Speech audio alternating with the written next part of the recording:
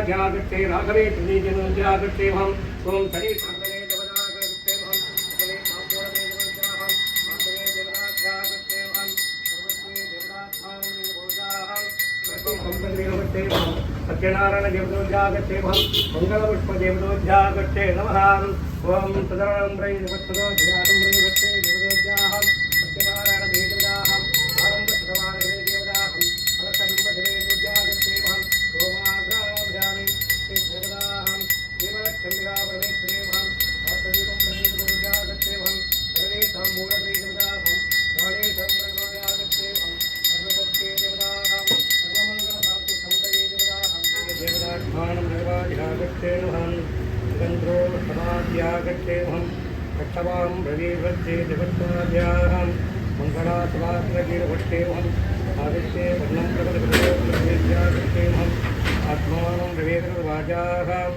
शङ्खचक्रवाध्वरेन्द्रागच्छेऽहम् स्पन्दे देवदोत्मानं रजवाजासेवगच्छेऽहम् गन्धेदोस्वत्ते देवत्वाजाहम् महारण देवदाध्याहम् सुधर्मलवं प्रबलकृतवाजासुरगच्छे सुधर्मलवं ब्रजवीद्यागच्छेऽहम् सुदक्षिणे देवदात्मानं रविद्वाजागच्छेऽहम् सुदक्षमन्नवाद्यागच्छेऽहम् कतवा कृते देवद्वाजाहम् सुदेतवत्तवाद्यागच्छेऽहम् सदात्मेनुगच्छे नमः वाजाहम् वीरबालदेवाद्यागच्छेऽहम् वीरेदं रजवाजागच्छेऽहम् वीरनटवगतवं रविद्वा देवद्वाजागच्छेऽहम् गोविन्दाय प्रति देवताध्यागच्छे सत्वं रघुन्दागच्छेऽहम् सत्य देवदात्मानं रविदाध्यागत्वा सत्यनारायणगच्छेऽहम् आदित्ये वर्णं रघुवत्पादकरन्दे धूम्धराक्षे देवत्वाजाहम् सतवादवद्यागच्छेऽहम् सत्य देवदात्मानं रघुमन्तकाक्षे देवत्वाजाहम् आदित्यानं रघुदाध्यागच्छेऽहम् सर्वेदं रघुवन्तकाक्षे देवत्वाजागच्छेऽहम्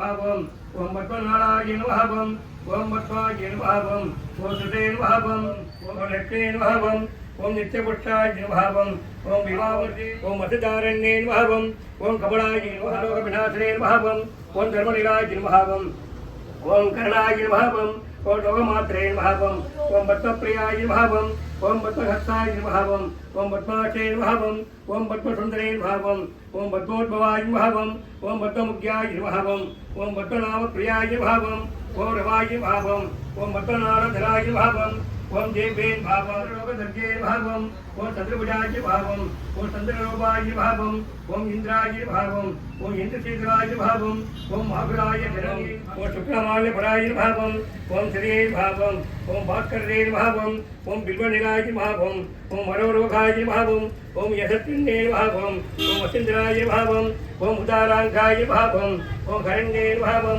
ओम हेममाल्ये भावं ओम धनधान्य खड्गे भावं ओम सिद्धे भावं ओम सिद्धसौखाय भावं ओम मंगलाय भावं ओम विष्णुवसने भावं ओम दारिद्र्य समर्थिंजाय भावं ओम सर्वलोक पवित्रवारण्ये भावं ओम नटागटे नालासवेतिवदाहं पवर्णे सदाग्रवेतिवदाह सौभाग्यप्रेतिवदोज्जाहं सुमङ्गल्ये प्रियम्बकथोदवाचाहं मङ्गलसोसद्वोज्यागच्छे नमः ಎಲ್ಲ ಬಹುಮತಿ ಒನ್ನಾಗಿ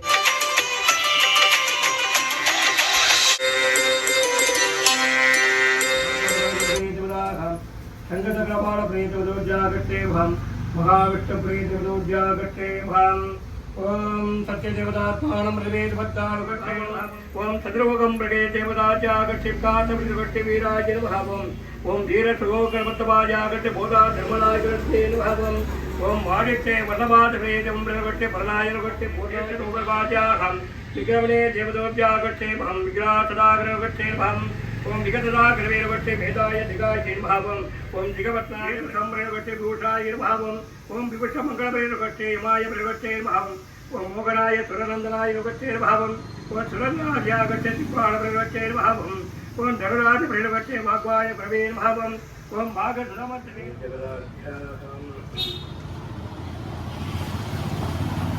कलारभं गलध्यायं सौगारि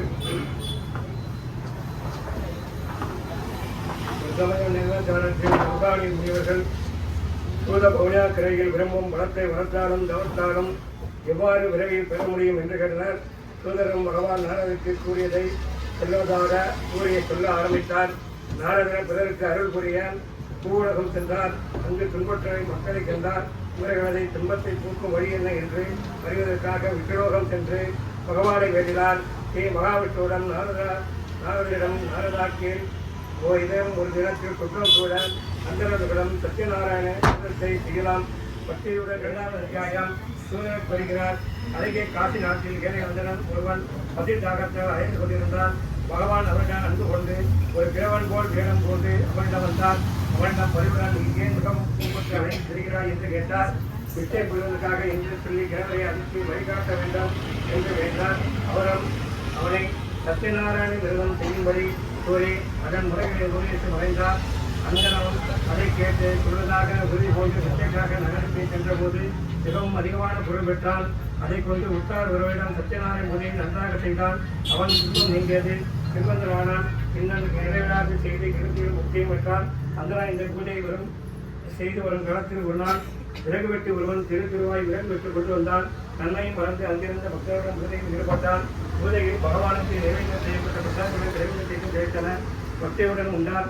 அந்தனிடம் பூஜை பற்றி விவரங்களை தெரிந்து கொண்டு தானும் செய்யப் போவதாக கூறினார்.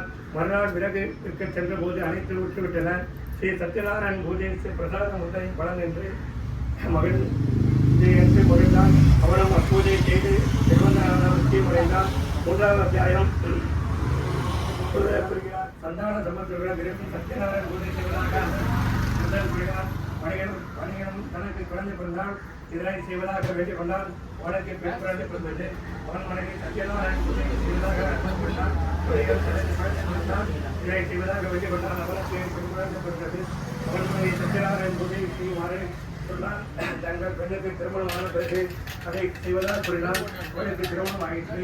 வணிகன் பூஜை மனத்தை கூறான். ஒருமுறை அவன் தன் மருமகன் சென்றான். பகவான் அவன் வேண்டுதலை நிறைவேற்றாதால் அவனுக்கு துன்பம் உண்டாகும்படி செய்தார். வணிகன் வியாபாரத்தை முடித்துக் கொண்டு அவனை அரசனை சென்று அங்கு தங்கினான். அந்த பிறகு ஒருவன் அருள்மொழியில் செய்திய பொருட்களுடன் ஆவணங்கள் அஞ்சி இவர்கள் தங்கிய இடத்திற்கு வந்து அனுமதித்து உழைத்து போனான். காவலர்கள் அங்கு வந்து இவர்களையும் திரட்டப்பட்டு அரசனிடம் குறித்து அரசனிடம் ஒப்படைத்தார்கள். அரசனின் உரையும் சிறையில் அடைத்தார். அடிகளின் மனைவியும் மகளும் கதிரிடம் எல்லாம் தகுந்தபடி சத்தியநாராயண இல்லத்தை நடத்தினான். பகவானும் அரசனும் கணையில் சொல்லி வணிகனையும் அவன் மருமகளையும் முடிவிக்கும்படி கட்டளையிட்டார். 4வது அத்தியாயம். வணிகன் பிராமணருக்கு திசைக்காலம் செய்துவிட்டு ஓடத்தில் தன் நகருக்கு சென்றார். சத்தியநாராயண சொல்லி ஓடத்தில் இருப்பது என்ன என்று கேட்டார். அவனும் அதில் இருப்பது இடைகளும் படிகளும் என்று பதில் கூறினான். அவ்வாறாகிய என்று கூறிய பகவான் திரு தள்ளி சென்று ஓடத்தில் கொடிகள் இடைகள் இருப்பதை கண்டு வணிகன் வந்திராவனை அனுப்பினார். அப்பொழுது அவன் மனைவி சத்தியநாராயணன் பூஜை செய்து கொண்டிருந்தனர். அவர்கள் வரவேற்கும் பரவற்பில் மகன் பகவானிடம் பிரசாரத்தில் முன்ன வந்துவிட்டார். அவன் அதனால் பகவான் பரவானிடம் ஓடத்தில் ஒழுங்கு செய்தார். அங்கு பகவானை காணாமல் அதன் அனைவரும் வந்தினர். மகன் தன் கணவரில் பாதரட்டை எடுத்து வைத்துக் கொண்டு தானும் செய்ய நேர்ந்து கொண்டான். அச்சமயம் இறைவன் திருவிழாய் கொள்கிறார். வணிகன் மகன் பூஜையின் பிரசாரத்தை உண்ண மறந்துவிட்டார். இது அபச்சாரம். இவன் அதை கொண்ட பின் தன் கணவனை காண்பார் என்றார். அப்படியே அவன் வீட்டிற்கு சென்று பிரசாரத்தை கொண்டுவிட்டு திரும்பியதும் நேருக்கு மேல் வந்த கூடத்தில் பணத்துடன் தன் கணவனை கண்டு மகிழ்ந்தான். 5வது பூஜையை செய்து சரித்திரத்தை சிரவணம் செய்பவன் பகவானை அருள் பெறுவான். ஏழ்மை விலகும். சிறை தண்டனை பெற்றவன் விடுவிக்கப்படுவான்.